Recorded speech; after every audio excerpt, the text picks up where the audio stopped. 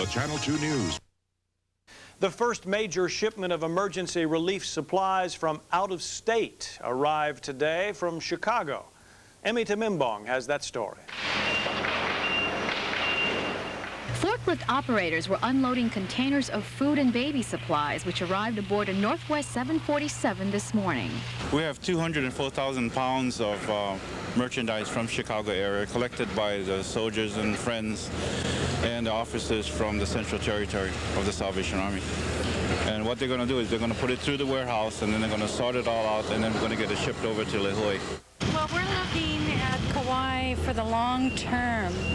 People there are going to need some assistance for many months ahead. Cutting through red tape, the Salvation Army was able to get Northwest Airlines to transport the much-needed goods to Hawaii.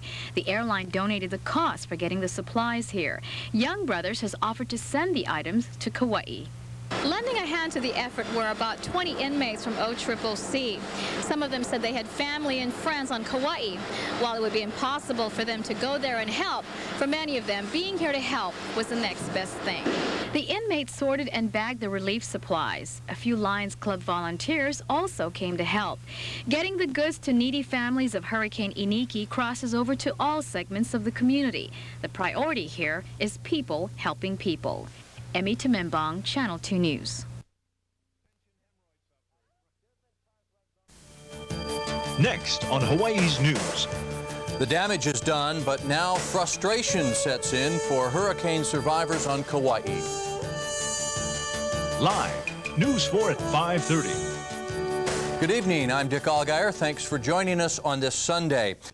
And the response from Hawaii residents has been overwhelming. The American Red Cross reports money donations are pouring in, and as News 4's Kathy Muneno tells us, the helping hand reaches out far beyond the pocketbook. Families helping families. They dropped off everything from teddy bears for the children of Kauai to plastic sheeting and rope, as they could only imagine what it's like on the garden aisle. We're basically sitting at home.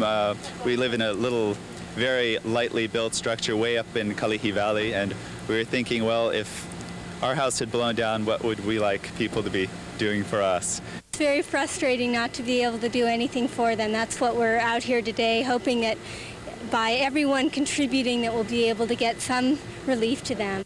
Salvation Army officials say they'll stay open as long as people keep giving, and point out that certain items are more urgently needed than others.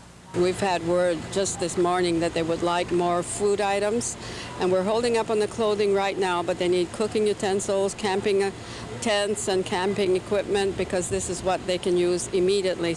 About 40 volunteers showed up here at the main Salvation Army Center last night to help pack up the donated goods. They were sent in 2 truckloads early this morning to Kauai. Meanwhile, the Salvation Army gathered volunteers with specialized skills at the Hawaiian Airlines Inter-Island Terminal. Engineers, painters, and counselors took a leave of absence from work to lend a hand on Kauai. One Oahu carpenter took it upon himself to be a ringleader. He enlisted more than 20 of the volunteers. I just did this out of concern for my mom, and it's just snowballed to the point where, I just bring in as much people over as I can to help with the efforts. I figured the hurricane is pretty strong and destructive. Doing it as a citizen to help out people in Kauai. Kathy Muneno, News 4.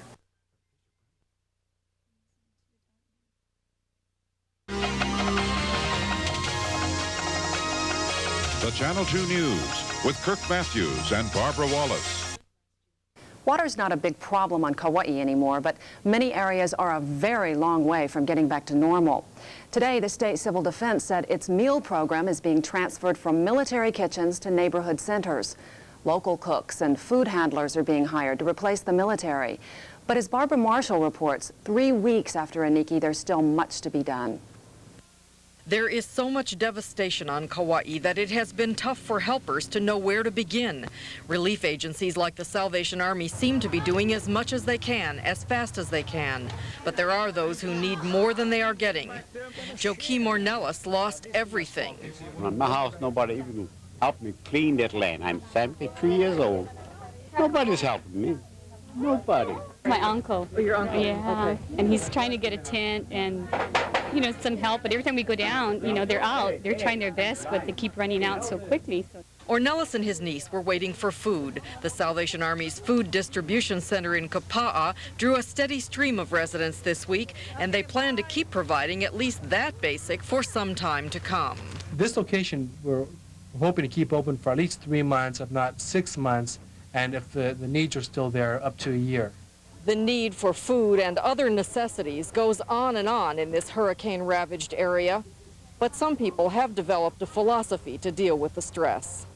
We need to be positive, so for every negative thing I say a positive. And it just helps to make life even more bearable than what it is. But when you look around, it's kind of hard. When you look around, you see still devastation. The rubble of homes, no electricity, which means no ice and no hot showers and no stoves for cooking, and it goes on and on. And yet, Ohana lives on Kauai, even where the hurt is greatest. My neighbors need, I give to my neighbors. That's all it is. Got to share, Barbara Marshall, Channel 2 News, Kapa'a.